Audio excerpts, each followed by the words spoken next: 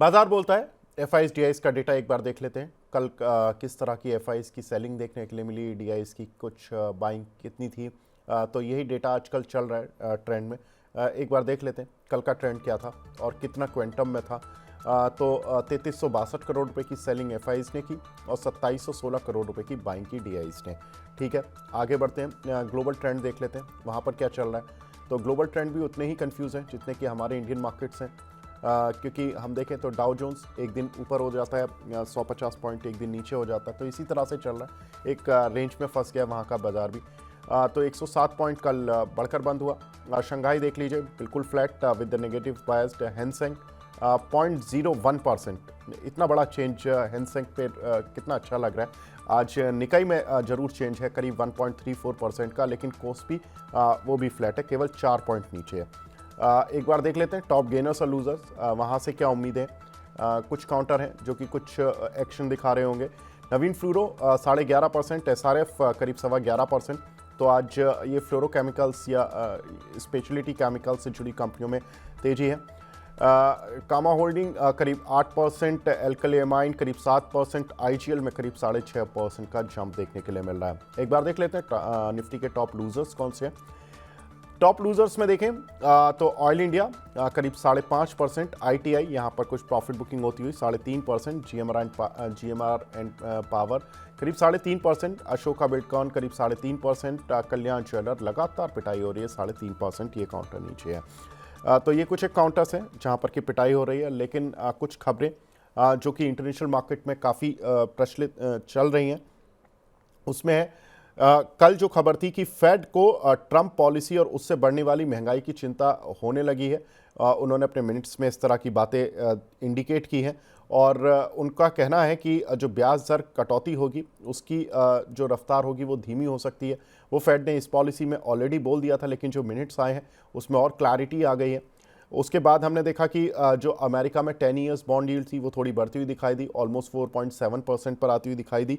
और उसके बाद कमोडिटी के प्राइसेस में थोड़ी गिरावट आती हुई दिखाई दी।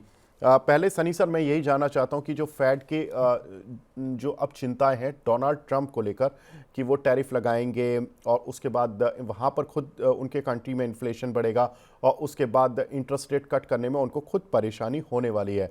सर कैसे देख रहे हैं इसका इम्पैक्ट इंडियन आईटी कंपनीज पर। या अगर हम इसका ओवरऑल अगर इम्पैक्ट देखें आईटी कंपनीज को लेकर के, तो मुझे लगता है कि एक सिनारियो वन हम ये अज्यूम कर लेते हैं कि वहाँ के जो कॉरपोरेट्स हैं उनके लिए अगर टैक्स रेट कम किए जाते हैं, तो मुझे लगता है कि कहीं ना कहीं बेनिफिशियरी रहेगी आईटी कंपनी। और उसके पीछे कारण ये है कि जब भी इनकी जो बचत होगी कॉरपोरेट्स की, आई एम श्योर कि ये जो इसमें से कुछ जो पैसा है आईटी स्पेंड के ऊपर जाएगा, जिसे हम डिस्क्रिशनरी स्पेंड भी जिसे कहते हैं, जो कि प्रीडोमिनेंटली अगर आप देखेंगे कि जिस सभी का जो एक एजेंडा है, सभी कॉरपोरेट्स का जेन एआई को लेकर जो अपग्रेडेशन है, क्लाउड माइग्रेशन को लेकर अपग्रेडेशन है, वहाँ कहीं ना कहीं एक इम्प्रूवमेंट आते दिखेगा। तो मुझे लगता है कि आईटी कंपनी के लिहाज से डेफिनेटली पॉजिटिव रहेगा। But having said that, ultimately हमें आईटी कंपनी से जो कमेंट्री आएगी ये क्वार्टर में, स्पेशली उनके क्लाइंट्स के बजट्स को लेकर, वो काफी इंपॉर्टेंट रहेगी। उनका क्या मानना है कि अगर यूएस में अगर टैक्स रेट कट आता है तो इसका बेनिफिट क्या इनके जो क्लाइंट्स हैं उन्हें डील विंस के फॉर्म में देखने मिलेंगे। अल्टीमेटली जो बिजनेस कर रहे हैं उन्हीं के जब हम तो ये जो कमेंट्री सुनेंगे तो आई थिंक स्ट्रीट को ज्यादा कॉन्फिडेंस आते हुए दिखेगा। और रही रेट कट की बात, तो आई थिंक मार्केट ने ये कहीं ना कहीं दिसंबर मंथ में ये डाइजेस्ट कर लिया था कि इंस्टेड ऑफ 4 रेट कट अब शायद कैलेंडर ईयर 25 में 2 ही रेट कट हम यूएस फेड की ओर से आते देखेंगे। और जिसका कारण आपने बताया ही कि अगर डोनाल्ड ट्रंप साहब अगर इम्पोर्ट ड्यूटी बढ़ाते हैं तो डेफिनेटली एक इन्फ्लेशनरी रहेगा, वहां की महंगाई दर बढ़ती नजर आएगी। और इसी के चलते यूएस फेड ने ये एक इशारा भी दिया था कि 4 की जगह अब 2 रेट कट हम FY 25 में आते देखेंगे। जी, तो सर ने बताया कि किस तरह से डोनाल्ड ट्रंप का इम्पैक्ट होने वाला है इंडियन आईटी कंपनीज पर। लेकिन सर एक चीज़, टीसीएस और टाटा एलेक्साई के नतीजों का आगाज़ हो रहा है। अगर नतीजे ठीक आ भी जाते हैं, वैसे वैसे हम एक्सपेक्टेशन पर भी बात करेंगे, लेकिन मैं एक ब्रॉडर क्वेश्चन पूछ रहा हूँ कि अगर आईटी कंपनीज के नतीजे ठीक आ भी जाते हैं और वहाँ पर डोनाल्ड ट्रंप की जो पॉलिसीज़ हैं, क्या ये 20-25 तारीख तक आईटी कंपनियां इस चीज़ का इंतज़ार करेंगी कि डोनाल्ड ट्रंप की पॉलिसी क्या आती है, हम तभी चलेंगे अगर अच्छे रिजल्ट आ जाते तब, और अगर खराब आते हैं तो डेफिनेट सी बात है कि फिर तो रिएक्शन अभी आ जाएगा, क्योंकि मार्केट इस तरह का है कि खराब न्यूज़ को तो तुरंत पनिश कर रहा है, अच्छी न्यूज़ को बड़ा टाइम लेकर रिवॉर्ड कर रहा है। तो क्या होगा sir? I think Vivek ji, वैसे to be very frank with you, मुझे नहीं लगता कि सीट को कोई बहुत ज्यादा उम्मीद है आईटी कंपनी से इन terms of beating the earning estimate, क्योंकि वैसे भी Q3 सीजनली वीकर क्वार्टर होता है जहाँ हॉलीडेज और फरलॉग ज्यादा होती है। और ऑफलेट हमने देखा है कि काफी सारी बड़ी आईटी कंपनीज ने Q3 में एक वेज हाइक, सैलरी हाइक लिया था। तो टू सम एक्सटेंट उसका इम्पैक्ट भी हम हल्का फुल्का मार्जिन पर आते देखेंगे। तो आई थिंक मुझे लगता है कि most of the IT companies in line with expectation नतीजे डिक्लेयर करेगी। अगर कहीं सरप्राइज आ जाता है, पॉजिटिव सरप्राइज, तो अगेन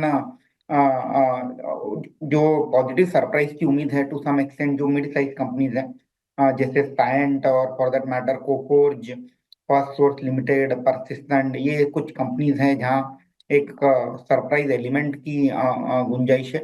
मुझे लगता है कि मिड साइज कंपनीज में अगर कहीं भी पॉजिटिव सरप्राइज देखने मिलता है, जब मैं सरप्राइज की बात कर रहा हूँ तो ऑब्वियसली मैनेजमेंट की ओर से जो इनका जो ग्रोथ गाइडेंस है, इसमें अपवर्ड रिवीजन आते दिखेगा, तो मुझे लगता है कि वो तुरंत ही डिस्काउंट हो जाएगा।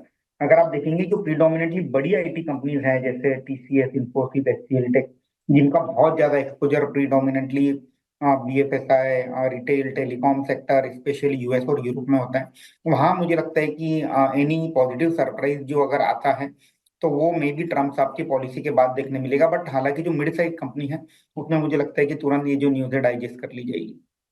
तो सर ये आईटी कंपनियां आज आउटलुक देने से डरेंगी, ज़्यादा बड़ा आउटलुक नहीं देंगी, ये पहले डोनाल्ड ट्रंप के आने का इंतजार करेंगी? आई थिंक अगेन आज की जो मतलब जितनी भी बड़ी आईटी कंपनीज हैं उनकी जो कमेंट्री रहेगी, मुझे लगता है कि थोड़ा सा डिप्लोमेटिक कमेंट्री हम सुनते देखेंगे, क्योंकि किसी को पता नहीं है कि ट्रम्प साहब की क्या पॉलिसीज है और कौन से सेक्टर में क्या इम्पैक्ट आते दिखेगा। एक हाइपोथेटिकली अगर हम एग्जांपल मानते हैं कि जैसे इमिग्रेशन को लेकर उनकी काफी एक सख्ती रही है कि इमिग्रेशन को रोकना है, on the top of that America first की जो पॉलिसी है उसके चलते अगर मान लो कि जो वीजा की जो कॉस्टिंग है उसमें कहीं ना कहीं बढ़त करते हैं या वीजा का कोटा कम कर देते हैं, तो to some extent that can be again that can put cost pressure on domestic IT companies also. Again मैं हाइपोथेटिकल एग्जांपल दे रहा हूँ, मुझे पता नहीं कि एग्जैक्टली क्या पॉलिसी आएगी, तो लेट्स सी क्या होता है। On the top of that और एक जो इंपॉर्टेंट फैक्टर रहेगा आईटी कंपनी के एंगल से, वो है यूएस डॉलर का मोमेंट। अगर यहाँ से डॉलर स्ट्रेंथन होते चला जाता है और रुपी वीकन होता है, तो to some extent IT companies को डेफिनेटली बेनिफिट होते नजर आएगा। But we have to keep in mind कि अल्टीमेटली आईटी कंपनीज की भी जो अपनी हेजिंग पॉलिसी है वहां भी कहीं ना कहीं चेंजेस आते आते दिखेंगे, तो पूरा पूरा बेनिफिट भी नहीं पैन आउट होगा।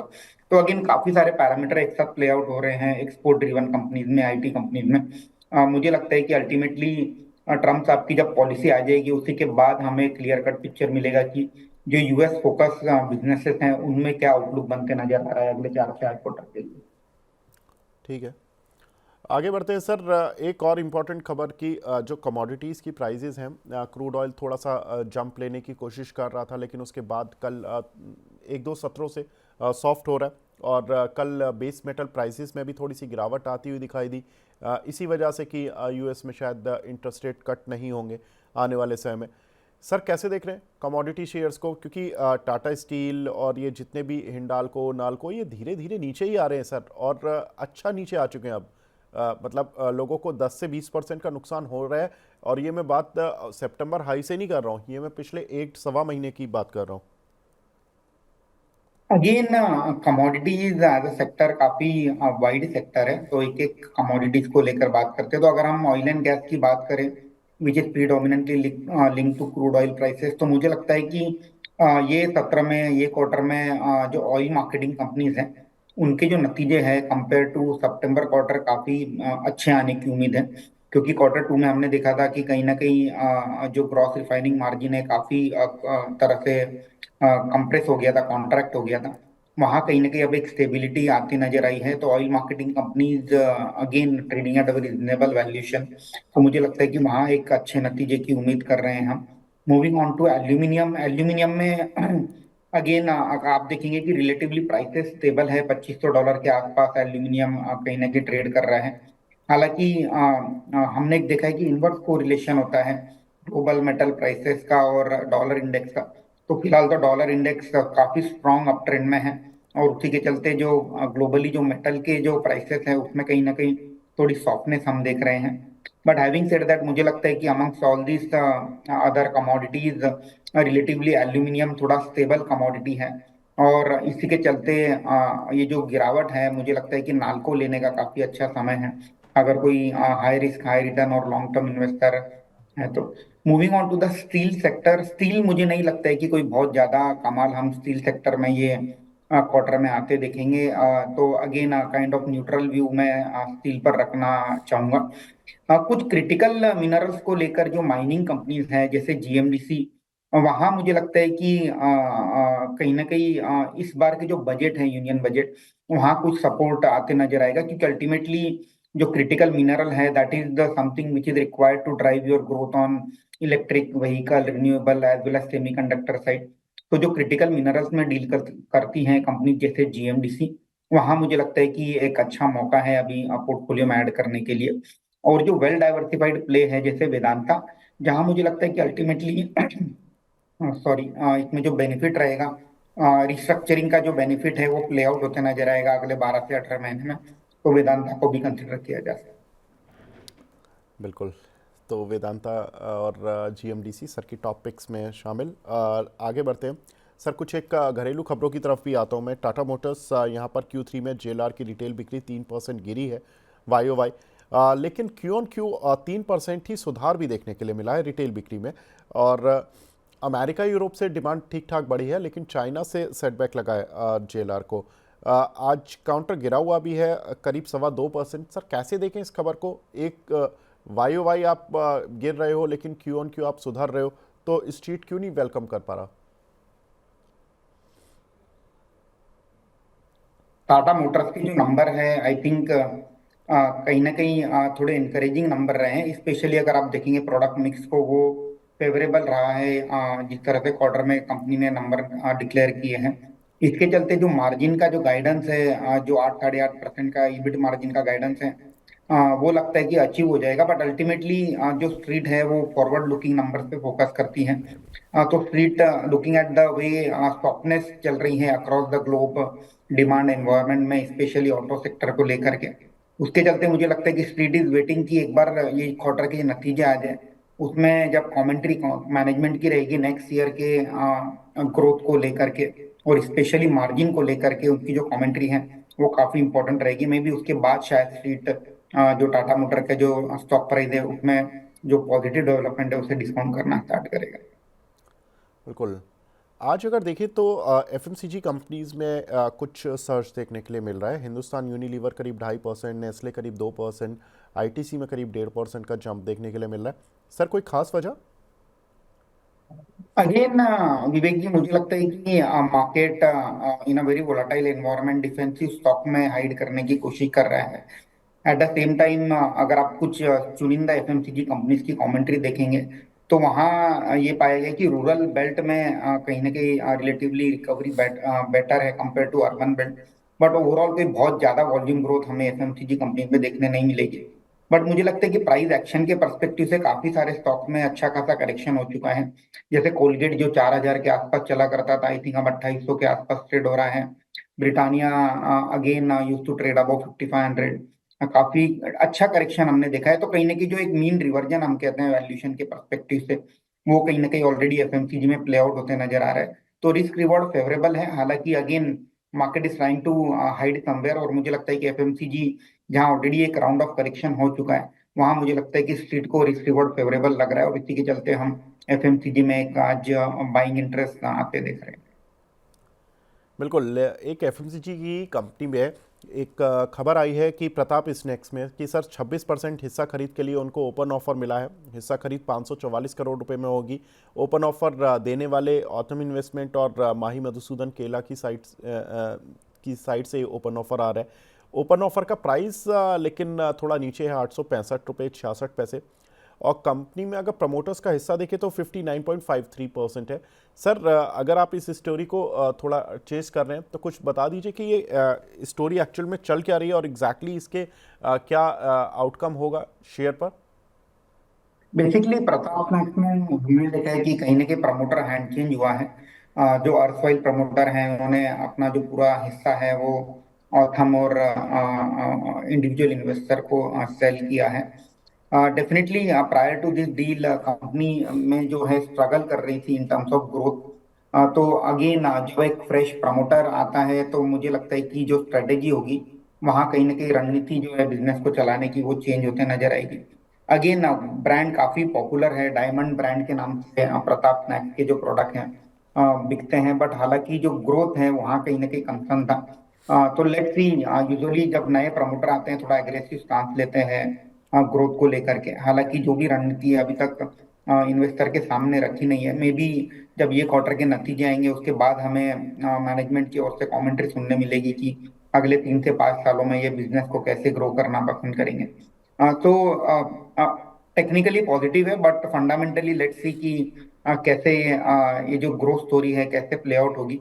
उसके लिए ये क्वार्टर के जो नतीजे है उसके लिए वेट करना पड़ेगा। जी, एक और खबर सर बीएचईएल पर, जहां पर कि कंपनी ने अपनी 2 यूनिट्स को पूरा कर दिया है, ऑपरेशनल कर दिया है। भूटान में 170 मेगावाट की हाइड्रो पावर प्लांट उन्होंने लगाए, 2 यूनिट, करीब 170 मेगावाट की हर यूनिट है। प्लांट में कुल 6 यूनिट लगनी है और 6 यूनिट की जो टोटल क्षमता है करीब 4357 मेगावाट है। सर बीएचईएल थोड़ा सा सुस्त शेयर रहा है, खबरों पर भी आज कोई रिएक्ट नहीं कर पा रहा। सर क्या करना है बीएचईएल में?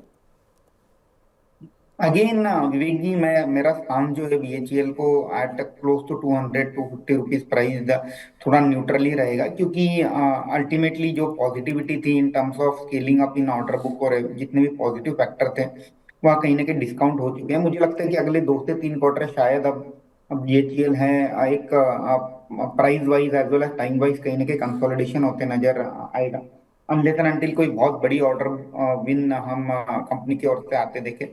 बट अल्टीमेटली मुझे लगता है कि लुकिंग एट अ वैल्यूएशन, अब मुझे लगता है कि थोड़ा सा अगले 3 से 6 महीने अगर स्टॉक एक रेंज में ट्रेड करे तो I think from a long term perspective बेहतर होगा बीएचईएल के शेयर होल्डर्स के लिए। ठीक है। एक और खबर सर जो इस समय स्ट्रीट में काफ़ी फेमस हो रही है वो है डेल्टा कॉप और नज़ारा टेक को लेकर, ऑनलाइन गेमिंग को लेकर खास तौर से, कि सुप्रीम कोर्ट में कल इनकी मांगों पर सुनवाई होने जा रही है। 10 जनवरी को ये डेट फिक्स की गई, यानी कि कल। 71 कंपनियों पर करीब 1,12,000 करोड़ रुपए के ऑलरेडी जीएसटी नोटिस आ चुके हैं। अब स्टे ऑर्डर की बात है कि ये जीएसटी नोटिस का आगे क्या होगा, क्योंकि अगस्त 2023 में 28% जीएसटी लगाया गया सरकार की तरफ से और उसमें बोला गया कि ये जो जीएसटी है ये करीब रेट्रोस्पेक्टिव इफेक्ट से लगेगा 2017 से, जिसकी वजह से 2017 से और 23 के बीच में जो जीएसटी की वैल्यूएशन निकाल के उनको बड़े बड़े टैक्स नोटिस भिजवा दिए गए। कंपनियां कह रही हैं कि अगर ये जीएसटी नोटिस इतने बड़े हैं, इसके बाद जो पेनल्टी और इंटरेस्ट का जो बर्डन होगा वो करीब 2,25,000 2,30,000 करोड़ तक भी आ सकता है। तो ऐसे में तो ये कंपनियां, पूरा सेक्टर ही खत्म हो जाएगा। सर क्या लगता है आपको कि इन कंपनियों का अगर कुछ पॉजिटिव आता है तो ये काउंटर कितना तेज रिएक्ट कर सकते हैं, और अगर अभी भी यहाँ पर स्थिति ऐसे ही रहती है कि केस अभी चलेगा, टाइम लगेगा, तो स्थिति क्या होगी इन शेयर्स की? विवेक जी, अल्टीमेटली यही है कि जहाँ गवर्नमेंट का रेगुलेटरी इंटरवेंशन बहुत ज्यादा होता है वो सेक्टर में हमने देखा है कि यूजुअली वैल्यूएशन अच्छे मिलते नहीं। और सेम चीज हमने देखा कि डेल्टा कॉर्प जो कि इंडिया की लार्जेस्ट कसिनो ऑपरेटर है वहाँ because of this GST notice, in fact ये जो जीएसटी की अमाउंट है मुझे नहीं लगता है कि अगर कंपनी को भरना पड़ेगा तो कंपनी सरवाइव कर पाएगी, इट्स नेक्स्ट टू इम्पॉसिबल। तो डेफिनेटली मैं राहत की उम्मीद कर रहा हूँ। बट एक बार जब एक जो वैल्यूएशन मल्टीपल होता है जो हम देखते हैं कि एक फ्री कैपिटल वर्ल्ड में जो एक वैल्यूएशन मिलता है वो कहीं ना कहीं जो गवर्नमेंट रेगुलेटेड सेक्टर होते हैं वहाँ वैल्यूएशन मल्टीपल नहीं मिल पाता है। बट हैविंग सेड दैट, अगर ये जो डेवलपमेंट अगर कहीं ना कहीं कुछ पॉजिटिव डेवलपमेंट आती है, रिलीफ आती है, तो मुझे लगता है कि यस एक अच्छी शॉर्ट टर्म में एक रैली हम डेफिनेटली एक्सपेक्ट कर सकते हैं दोनों Delta Corp as well as Nazara tech में। बिल्कुल। सर एक चीज़ जो कि आज थोड़ा सा हम देख रहे हैं कि कैपिटल गुड्स में थोड़ी सी सेलिंग पिछले कुछ दिनों से चल रही है।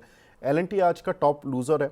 और अगर हम देखें तो सीमेंस और जो बाकी इस तरह के शेयर्स रहे हैं उनमें भी प्रेशर बढ़ता ही जा रहा है। सर कैसे देखें कैपिटल गुड्स सेक्टर को? Again with in this sector मुझे लगता है कि बाय ऑन डिप्स की जो रणनीति है इसी के साथ ये सेक्टर को अप्रोच करना चाहिए। और इसमें अब मेरे हिसाब से जो लार्सन एंड टुब्रो है रिलेटिवली सेफर है इन terms of valuation also. Siemens ABB यहाँ मुझे लगता है कि थोड़े से वैल्यूएशन स्ट्रेच है, और any minor disappointment in terms of earning growth can further lead to the correction. तो मुझे लगता है कि जहाँ जो रिलेटिवली सेफर कंपनीज हैं in terms of valuation, Larsen and Toubro definitely buy on dip का अप्रोच रखना चाहिए। मुझे लगता है कि जो फेयर वैल्यू है 4,000 के ऊपर का रहेगा लार्सन एंड टुब्रो का। जी। सब पेंट सेक्टर में दो नए प्लेयर आए थे, जेएसडब्ल्यू और ग्रासिम। उसके बाद पेंट कंपनियों को पहले तो पेंट कंपनियों की कमेंट्री पर मार्केट विश्वास करता रहा कि ज़्यादा बड़ा मार्केट में डिसरप्शन नहीं होगा, कुछ नहीं होगा। और जैसे ही एशियन पेंट्स और बर्जर पेंट वगैरह ने नतीजे दिए Q2 के, तो पता लगा कि डिसरप्शन नहीं है, तो काफ़ी ख़राब इनके लिए माहौल हो गया। और जब से काउंटर ये रिकवर होने की कोशिश तो कर रहे हैं, लेकिन अभी तक पूरी तरह से हो नहीं पा रहे हैं। अब बात आ रही है कि एक्जोनोबल जो ग्लोबल प्लेयर है उसको खरीदने की बात हो रही है, उसमें कुछ 4 बिडर आए हैं इंडिया के।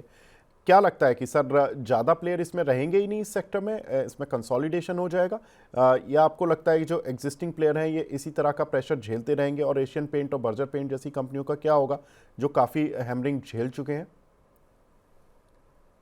आई थिंक जितने भी नए प्लेयर आए हैं काफी डीप पॉकेट प्लेयर्स है, whether it is JSW group और फॉर दैट मैटर ग्रासिम जो बिरला ग्रुप है उन्होंने एंटर किया है। और at the same time they are all serious player. अगर आप उनकी कमेंट्री भी सुनेंगे तो एटलीस्ट 2-2 3-3 साल एटलीस्ट वो लोग बिजनेस में बने रहेंगे, अपने स्ट्रेटेजी को ड्राइव करेंगे। तो मुझे लगता है कि बेसिकली ये जो सेक्टर है इसमें कॉम्पिटिटिव इंटेंसिटी बनी रहेगी। और टिल द टाइम अगर आप इनफैक्ट बिरला जी की कमेंट्री सुनेंगे तो उनका जो एस्पिरेशन है, they want to be among the top 3 players in terms of capacity, जो कि अगले 1-1.5 साल में आ जाएगी, ऑन स्ट्रीम हो जाएगी। तो मुझे लगता है कि जिस तरह से बड़े रिप्यूटेड प्लेयर और स्पेशली बिरला ग्रुप में जहाँ उनका ऑलरेडी एक स्ट्रॉन्ग डिस्ट्रीब्यूशन नेटवर्क है पुट्टी को लेकर या सीमेंट को लेकर, तो एक एडेड एडवांटेज ऑलरेडी है उनको, वहां कहीं ना कहीं प्ले आउट होते नजर आएगा। आई थिंक कॉम्पिटिटिव इंटेंसिटी बनी रहेगी। But having said that Asian paint में जो निगेटिविटी है वो कहीं ना कहीं ऑलरेडी स्टॉक प्राइस में रिफ्लेक्ट कर रही है। और अगर ड्यूरिंग दिस करेक्शन 2000 के आसपास कहीं एशियन पेंट में एंट्री करने का मौका मिले तो मुझे लगता है कि अच्छा समय होगा एशियन पेंट एक्यूमुलेट करने का। जी सर, ये एक सवाल, क्योंकि मैं पिछले कुछ समय से निफ्टी के चार्ट देख रहा था, मंथली चार्ट, तो उसमें एक चीज़ क्लियर दिख रही है कि 3 महीने से ज़्यादा इंडियन मार्केट रेड कैंडल नहीं दिखाता है, यानी कि रेड मार्क नहीं दिखाता है। इस बार ये चौथा महीना है जहां पर कि ये रेड कैंडल अभी बन रही है। हालांकि अभी तो महीना शुरू हुआ, अभी हम ज़्यादा दिन नहीं हुए जनवरी को, लेकिन कहीं ना कहीं प्रेशर में तो है। और हमने देखा कि सितंबर में जो हाई लगे थे वहाँ से अक्टूबर ख़राब गया हमारा। सितंबर की जो मंथ क्लोजिंग थी वो थी 25,810। उसके बाद जो अक्टूबर की क्लोजिंग थी वो थी 24,205। उसके बाद नवंबर की क्लोजिंग थी 24,131। हालांकि नवंबर में जो इसने डिप लिया था वो 23,263 तक का लिया था निफ्टी ने, और दिसंबर में 23,460 तक का डिप लिया, लेकिन जो क्लोज हुआ वो 23,644 पर हुआ। अभी 23,644 के भी नीचे ही चल रहा है निफ्टी, 23,545, यानी कि जो जनवरी की कैंडल है वो भी रेड ही है अभी तक।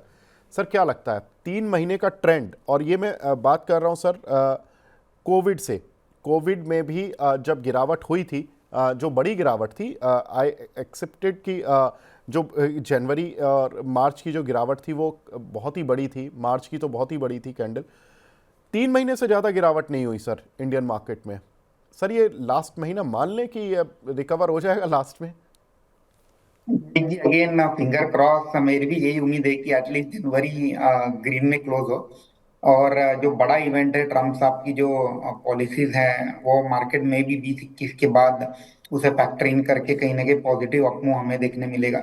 और इसी के दौरान काफी सारी कंपनीज के दिग्गज कंपनियों के नतीजे भी आ जाएंगे अगले 15-20 दिनों में। तो I think yes I am hopeful कि जनवरी जो है पॉजिटिव क्लोज है at least from a Nifty perspective. या अगर निफ्टी थोड़ा संभल जाता है तो मुझे लगता है कि काफी सारे जो मिड साइज या स्मॉल साइज कंपनीज हैं जहाँ रिलेटिवली नतीजे बेहतर आने की उम्मीद है, जैसे कुछ सेक्टर है जैसे ईएमएस और for that matter hotel, jewellery, asset management companies, insurance companies, retail companies, इनमें मुझे लगता है कि एक स्ट्रॉन्ग अपमूव हमें देखने मिलेगा अगर निफ्टी स्टेबल हो जाता है।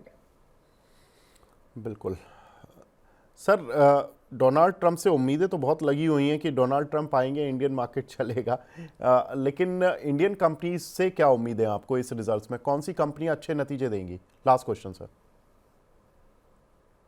अगेन मैं सेक्टर वाइज बात करना चाहूंगा कि ऐसी ऐसे कौन से सेक्टर हैं जहाँ 15% के आसपास की ग्रोथ, हम रेवेन्यू ग्रोथ देख सकते हैं। तो इनमें मुझे लगता है कि EMS, electronic manufacturing services company, सभी कंपनीज में मुझे लगता है कि ठीक ठाक नतीजे आएंगे। Hotels company, again December quarter one of the best quarter होता है होटल्स कंपनीज के लिए। ज्वेलरी कंपनी में मुझे लगता है कि अच्छे नतीजे आएंगे। नॉन लेंडिंग फाइनेंशियल सर्विसेज, जब हम नॉन लेंडिंग की बात करते हैं तो asset management companies, insurance companies में उम्मीद है कि काफी अच्छे नतीजे आएंगे। रिटेल कंज्यूमर फेसिंग कंपनीज जो है, जिस तरह से हमने देखा कि जो कमेंट्री आई है V two retail, V mart, D mart की, और at the same time fashion side में, तो मुझे लगता है कि ये जो पूरा यूनिवर्स है इसमें एक ठीक ठाक नतीजे आएंगे। और जो हल्के से सबड्यूड, जहां हम बोलते हैं 12-13% की ग्रोथ देखेंगे, उनमें वो कैटेगरी में आते हैं banks, NBFCs, auto, consumer durable, ऐसे कुछ सेक्टर रहेंगे।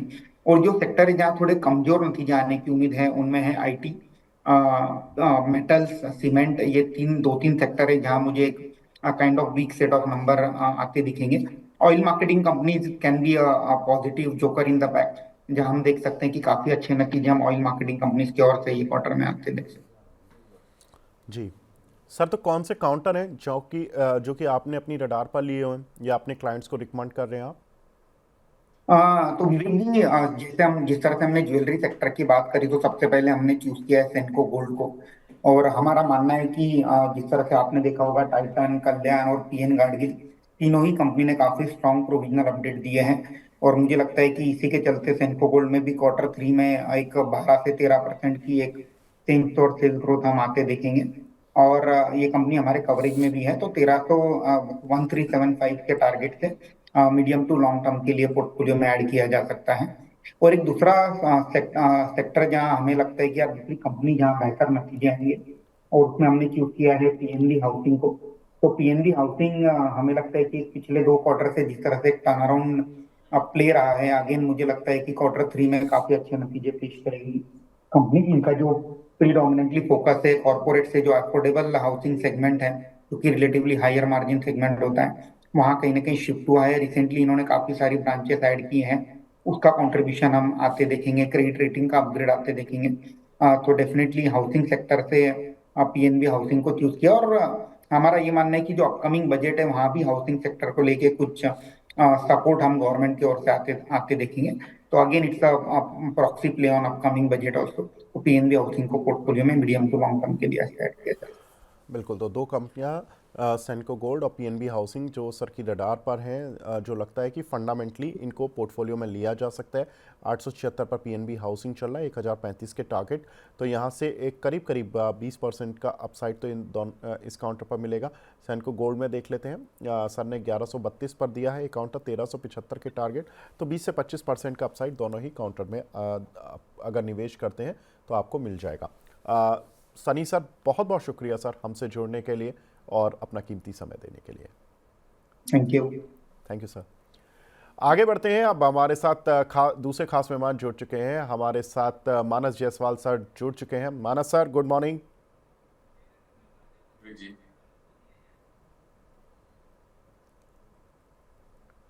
मानस सर, आपको आवाज मिल पा रही है मेरी?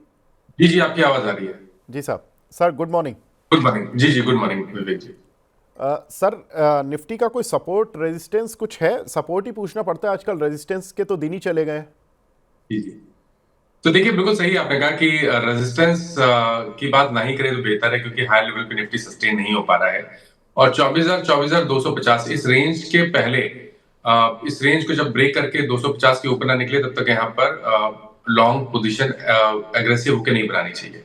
सपोर्ट की जहां तक बात है, 23,450 के आसपास सपोर्ट है। बट पैटर्न को देख के लगता है कि 450 का भी सपोर्ट ब्रेक करके नवंबर के लोज जो कि 250 के आसपास है, 24,250 के आसपास है, निफ्टी उसको टेस्ट करने की कोशिश करेगा। तो पैटर्न डेफिनेटली वीक है और ज्यादा वीक स्ट्रक्चर बैंक निफ्टी का है, क्योंकि अगर आप वीकली चार्ट पे जाएंगे तो बैंक निफ्टी में एक हेड एंड शोल्डर पैटर्न का नेकलाइन बीच हुआ है, जो कि बताता है कि यहाँ पर वीकनेस शायद ज्यादा गहरा सकती है।